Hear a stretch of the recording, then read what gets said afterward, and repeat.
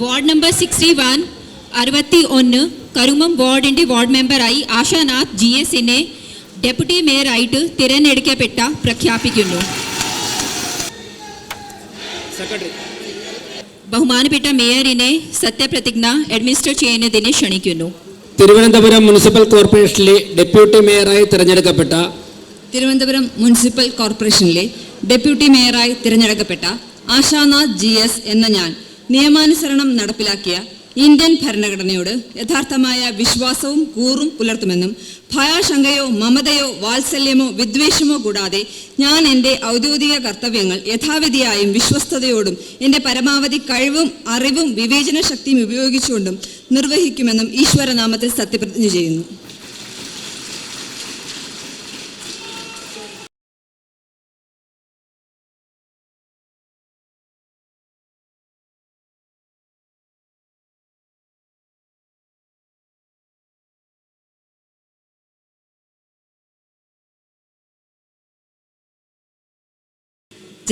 ജനാധിപത്യ പ്രക്രിയ വിജയകരമായി പൂർത്തീകരിച്ച് എന്നെ തിരുവനന്തപുരം നഗരസഭയിലെ ഡെപ്യൂട്ടി മേയറായി തിരഞ്ഞെടുത്ത എൻ്റെ പ്രിയ സഹ കൗൺസിലർമാർക്കും എൻ്റെ വിജയത്തിൽ രാപ്പകലില്ലാതെ കഷ്ടപ്പെട്ട എൻ്റെ സഹപ്രവർത്തകർക്കും എന്നെ ഈ ഉദ്യമം ഏൽപ്പിച്ച എൻ്റെ പാർട്ടി നേതൃത്വത്തോടും എന്നെ നവമാധ്യമങ്ങളിലൂടെ എന്നെ ഇത്രയും അധികം സപ്പോർട്ട് ചെയ്ത മാധ്യമ സുഹൃത്തുക്കളോടും ഒക്കെ തന്നെ ഒരുപാട് നന്ദി രേഖപ്പെടുത്തുകയാണ്. നേരത്തെ നമ്മുടെ മേയർ സൂചിപ്പിച്ച പോലെ തന്നെ 101 വാർഡുകളെയും ഒന്നായി കണ്ട് ഒരുപോലെ കണ്ട് എല്ലാ വാർഡുകളിലും ഒരുപോലെയുള്ള വികസനം യാഥാർത്ഥ്യമാക്കിക്കൊണ്ട് നിങ്ങളോടൊപ്പം നിങ്ങളിൽ ഒരാളായി ഞാൻ ഉണ്ടാകുമെന്ന് ഉറപ്പ് നൽകുന്നു. നമുക്ക് എല്ലാവർക്കും ഒറ്റക്കെട്ടായി ഒരേ മനസ്സോടുകൂടി വികസന അനന്തപുരിക്കായി ഒത്തുചേരാം എന്ന് മാത്രം സൂചിപ്പിക്കുന്നു. ബഹുമാനപ്പെട്ട മേയർ, ബഹുമാനപ്പെട്ട ഡെപ്യൂട്ടി മേയർ, മറ്റ് തിരഞ്ഞെടുക്കപ്പെട്ടിട്ടുള്ള വാർഡ് കൗൺസിലർമാർ, സഹോദരി സഹോദരന്മാരെ, ഇവിടെ തിരഞ്ഞെടുക്കപ്പെട്ട ഡെപ്യൂട്ടി മേയറായി തിരഞ്ഞെടുക്കപ്പെട്ട ആശാനാഥിനെ നല്ല പ്രവർത്തനം കാഴ്ചവെക്കാൻ വേണ്ടിയിട്ട് കഴിയട്ടെ എന്ന് ഞാൻ ആശംസിക്കുകയാണ്. മതനിരപേക്ഷയും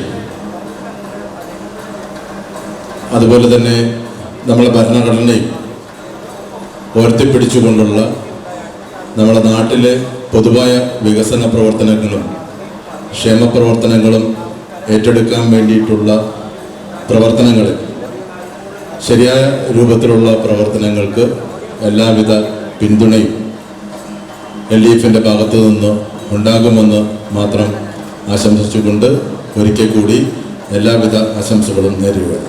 പ്രിയപ്പെട്ട മേയർ, ബഹുമാനപ്പെട്ട ഡെപ്യൂട്ടി മേയർ, കൗൺസിലേഴ്സ് അടക്കമുള്ള സുഹൃത്തുക്കളെ, അതുപോലെ തന്നെ ഇവിടെ ഡെപ്യൂട്ടി മേയറായി തിരഞ്ഞെടുക്കപ്പെട്ട ശ്രീമതി ആശാനാഥിനുള്ള എല്ലാ ഭാവുകങ്ങളും എൻ്റെ വ്യക്തിപരമായിട്ടുള്ള പേരിലും എൻ്റെ പ്രസ്ഥാനത്തിൻ്റെ പേരിലും മുന്നണിയുടെ പേരിലും നൽകുകയാണ്.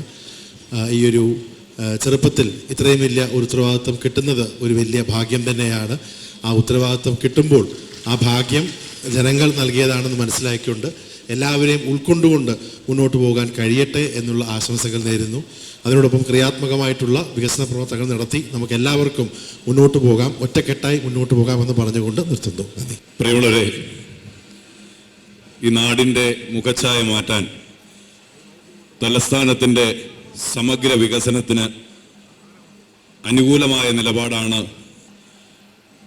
ഈ കോർപ്പറേഷൻ കൗൺസിലിൽ ഞാൻ സ്വീകരിച്ചത് എന്ന് ഉറച്ച ബോധ്യമുണ്ട്.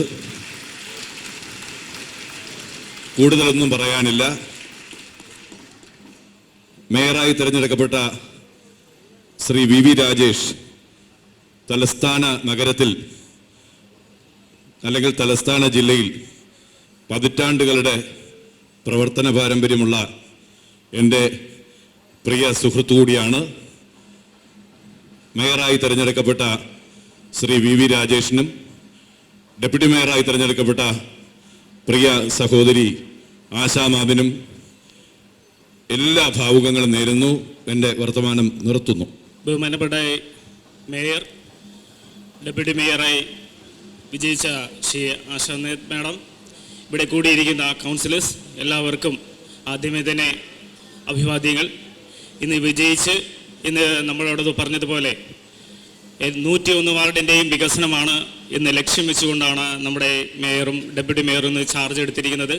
അതുപോലെ തന്നെ എല്ലാവരും ഏകോപിച്ചുകൊണ്ട് മുന്നോട്ട് കൊണ്ടുപോകാൻ തുടർന്നുള്ള വികസന പ്രവർത്തനങ്ങൾ എല്ലാവരും ഒരുമിക്കുമെന്നുള്ള വിശ്വാസത്തിലും അതിനോടൊപ്പം നിൽക്കുമെന്നുള്ള ആഗ്രഹവും ഉള്ളത് കൊണ്ട് എല്ലാവിധ ആശംസകളും നേർന്നുകൊണ്ട് നിർത്തുന്നു. നന്ദി, നമസ്കാരം. സ്ഥാപിക്കുന്നതിന് മുൻപ് മേയർ എന്ന പദവിയിലിരിക്കുമ്പോഴേക്കും നിങ്ങളെയും പൊതുസമൂഹത്തെയും അറിയിക്കുവാൻ ഏറ്റവും സന്തോഷത്തോടെ ഒരു കാര്യം കൂടിയുണ്ട്. ഇന്ന് ആശാനാഥും ഞാനും ഈ പദവികൾ സ്ഥാനമേൽക്കുമ്പോൾ കഴിഞ്ഞ തവണ 2020 തെരഞ്ഞെടുപ്പ് നടക്കുമ്പോഴേക്കും കോർപ്പറേഷനിലേക്ക് മത്സരിക്കണം എന്ന് എന്നോട് നിർദ്ദേശിച്ച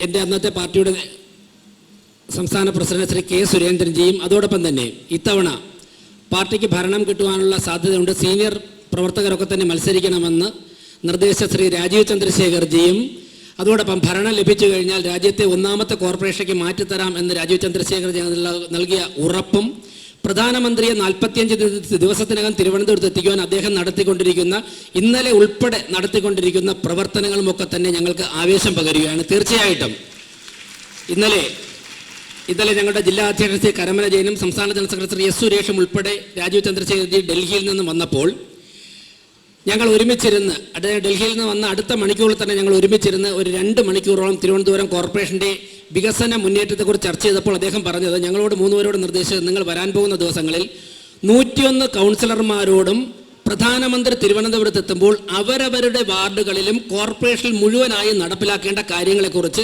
അവരിൽ നിന്നും നിർദ്ദേശം സ്വീകരിക്കണമെന്നുള്ള ഉപദേശം നൽകിയാണ് രാജീവ് ചന്ദ്രശേഖർജി ഞങ്ങളെ അയച്ചത്. അത് 10-ാം തീയതി അദ്ദേഹത്തിൻ്റെ കയ്യിൽ ലഭിച്ചാൽ അദ്ദേഹം 12-ാം തീയതി പ്രധാനമന്ത്രിയുടെ ഓഫീസുമായിട്ട് ചർച്ച ചെയ്യുമെന്നും ജനുവരി മാസത്തിൽ പ്രധാനമന്ത്രി തിരുവനന്തപുരത്ത് എത്തുമ്പോൾ അക്കാര്യങ്ങൾ കൂടി പരിഗണിച്ചുകൊണ്ടാണ് നമ്മുടെ കോർപ്പറേഷൻ മുന്നോട്ട് പോകേണ്ടത് എന്നുള്ള വളരെ വാല്യുബിൾ ആയിട്ടുള്ള നിർദ്ദേശം രാജീവ് ചന്ദ്രശേഖർജി ഇന്നലെ ഞങ്ങൾക്ക് നൽകി.